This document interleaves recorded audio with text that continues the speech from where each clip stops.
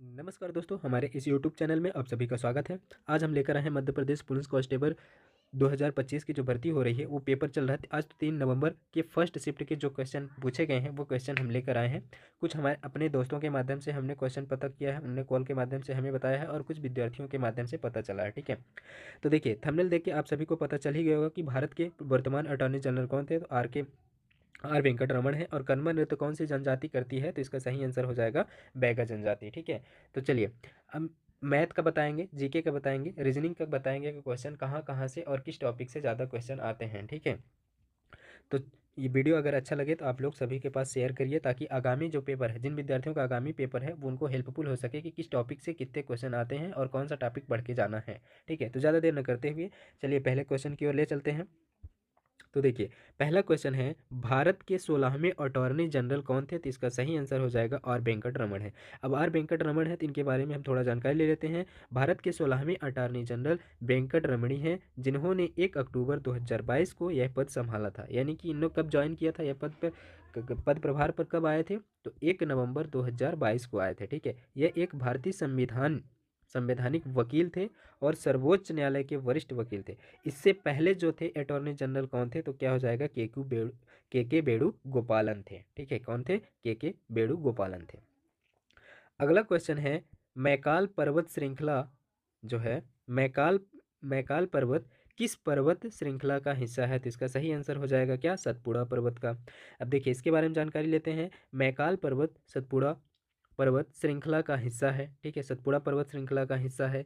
यह सतपुड़ा पर्वतमाला का पूर्वी भाग में है। ठीक है, मध्य भारत में मुख्य रूप से मध्य प्रदेश और छत्तीसगढ़ में स्थित है। ठीक है, कहाँ कहाँ स्थित है, किन किन राज्यों में, तो मध्य प्रदेश और छत्तीसगढ़ राज्यों में स्थित है। यह पर्वत श्रृंखला विंध्य और सतपुड़ा पर्वत श्रृंखला के बीच एक कड़ी का काम करती है। कौन कौन से पर्वत श्रृंखला, विंध्य और सतपुड़ा पर्वत श्रृंखला के बीच एक कड़ी का काम करती है। अमरकंटक जहाँ से नर्मदा नदी निकलती है, मैकाल पर्वत का ही एक हिस्सा है। जो अमरकंटक है जहाँ से नर्मदा निकलती है, तो वो किस पर्वत का हिस्सा है, मैकाल पर्वत का हिस्सा है। ठीक है दोस्तों, अगला क्वेश्चन है, कर्मा नृत्य किस जनजाति के द्वारा किया जाता है, तो इसका सही आंसर हो जाएगा बैगा। अब देखिए कर्मा नृत्य के बारे में जानकारी लेते हैं। तो कर्मा नृत्य कई जनजातियों द्वारा किया जाता है, जिनमें गोंड, बैगा, खैरवार, कोल, उराव और झंझवार प्रमुख हैं। ठीक है, यह नृत्य मुख्य रूप से शरदकालीन कर्मा पूजा के उत्सव के दौरान किया जाता है।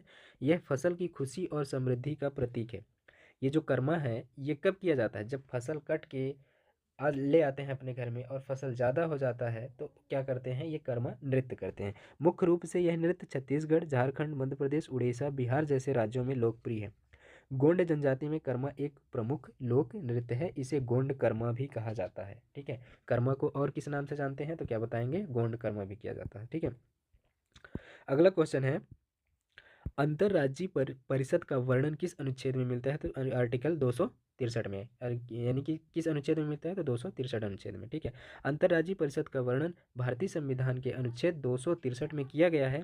यह अनुच्छेद केंद्र और राज्यों के बीच संबंध में स्थापित करने के लिए परिषद के गठन का प्रावधान करता है। ठीक है, राज्य केंद्र और राज्यों के बीच संबंध स्थापित करने के लिए ये बनाया गया है। ठीक है, अब प्रावधान जो है, प्रावधान संविधान के अनुच्छेद 263 के अनुसार राष्ट्रपति को यह अधिकार है कि वह ऐसी परिषद की स्थापना कर सकते हैं यदि उन्हें उन्हें मतलब लोगों की सार्वजनिक हित में ऐसा कारण करना आवश्यक लगे। यदि उनको ऐसा लग रहा है कि ये लोगों के हित के लिए है, सार्वजनिक हित के लिए है, तो वो ऐसा कार्य कर सकते हैं। ठीक है, अगला क्वेश्चन है, कैमूर पर्वतमाला से निकलने वाली नदी जो उत्तर की ओर बहती है वो कौन सी है, तो इसका सही आंसर हो जाएगा केन नदी है। कैमूर पर्वत से निकलती है और उत्तर की ओर बहती है, ये कौन सी नदी है, तो केन नदी है। ठीक है, अब केन नदी के बारे में जानते हैं। तो केन नदी क्या, केन नदी मध्य प्रदेश के कटनी जिले में अहिर गावा, ठीक है, इसका यहाँ क्या हो जाएगा, अहिर गंवा।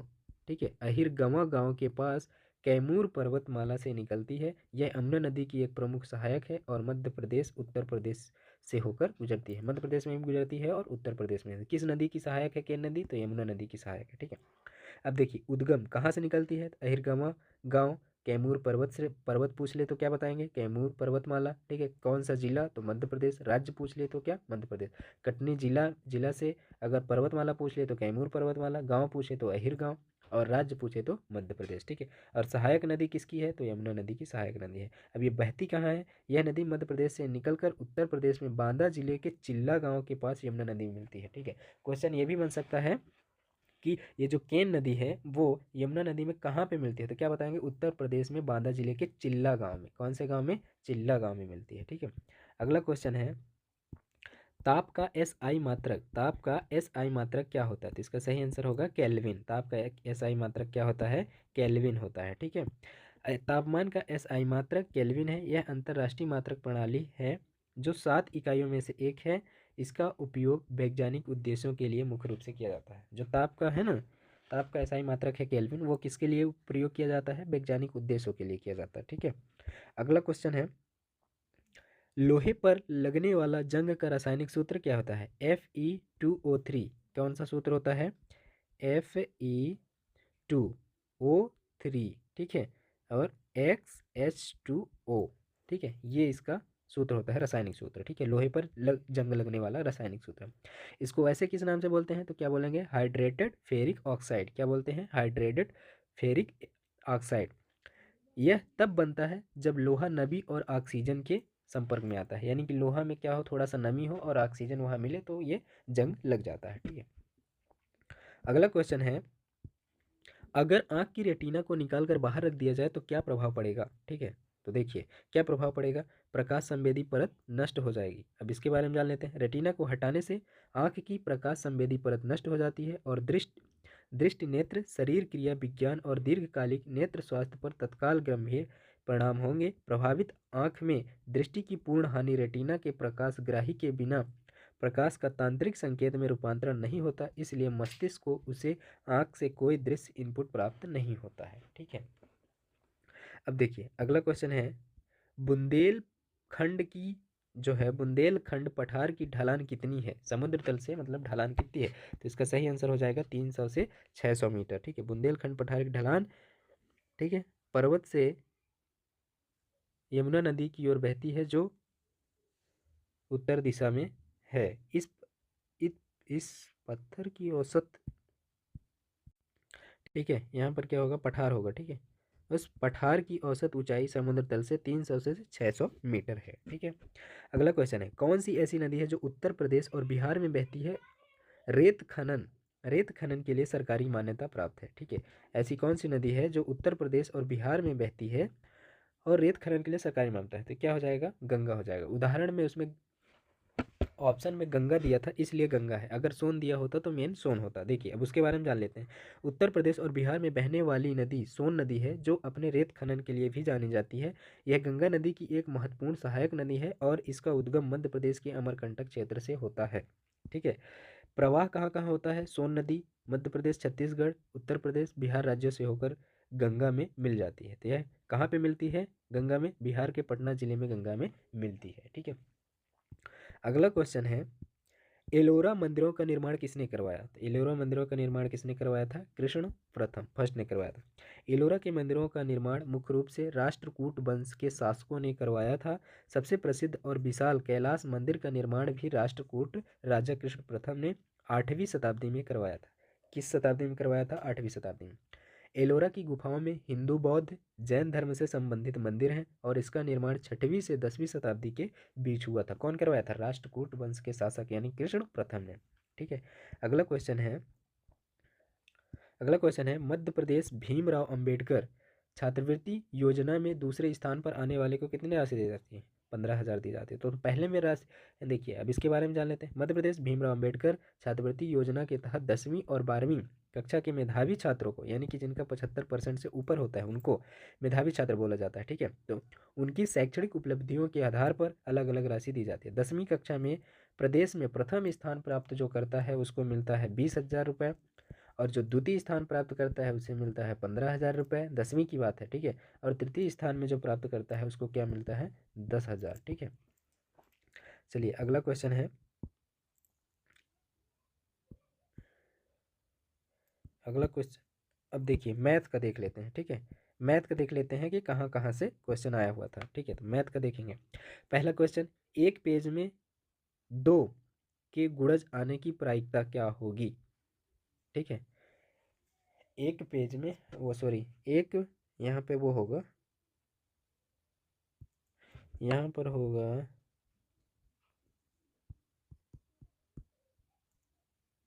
एक पासा में, ठीक है। तो यहाँ पर क्या होगा, पासा होगा। एक पासे में दो के गुणज आने की प्रायिकता बताइए, ठीक है। एक पासा है जो उसमें दो के गुणज आ रहा है, तो पासे में कितने अंक होते हैं, 1 से 6 अंक होते हैं, ठीक है। कौन कौन से, एक हो गया, 2 3 4 5 और 6। एक का गुणज पूछा है, वो दो का गुणज पूछा है, तो दो के पहाड़े में 2 आता है, 4 आता है और 6 आता है, यानी कि 3/6 जब करेंगे इसको काटेंगे तो कितना आएगा, 1/2। ये राइट आंसर हो जाएगा, ठीक है।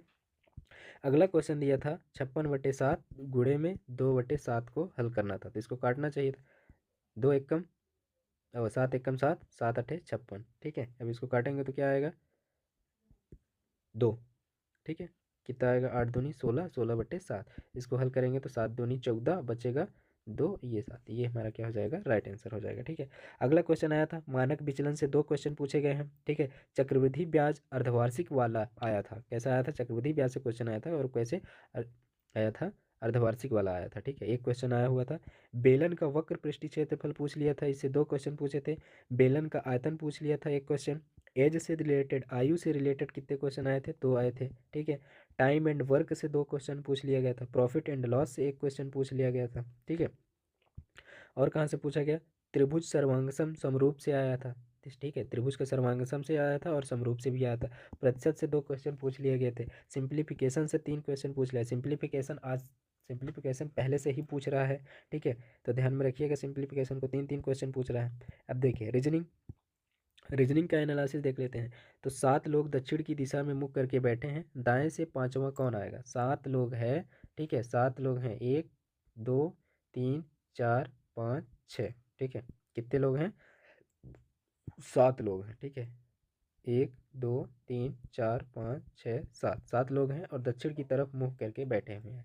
यानी कि जब दक्षिण की तरफ मुँह करके बैठे हुए हैं, ठीक है, तो दक्षिण की तरफ मुँह करके बैठे हैं, तो इधर हमारा क्या होगा, लेफ्ट होगा और इधर क्या हो जाएगा, राइट हो जाएगा। सभी का इधर लेफ्ट होगा और इधर राइट होगा। तो इसने इनने क्या बोला, दाएं से पांचवा कौन होगा, दाएं से पांचवा कौन होगा, तो दाएं से, दायां किधर है, इधर से पांचवें में। 1 2 3 4 5, यानी कि ये वाला होगा, ठीक है। अब पूरा क्वेश्चन हमको मिला नहीं है कि कौन सा क्या था, तो यहाँ पर जो होगा ए भी होगा, बी सी कुछ भी होगा, तो ये तीसरा नंबर वाला आंसर हो जाएगा, ठीक है। अब देखिए अगला क्वेश्चन आ गया था 0 1 1 3 5 8 21, यहाँ पर क्या आएगा वो आपको बताना था, ठीक है। यहाँ पर दे दिया है ए बी सी डी, ठीक है। ए बी सी डी से लेके जेड तक में दाएं से 17वें के दाएं 13वां, ठीक है।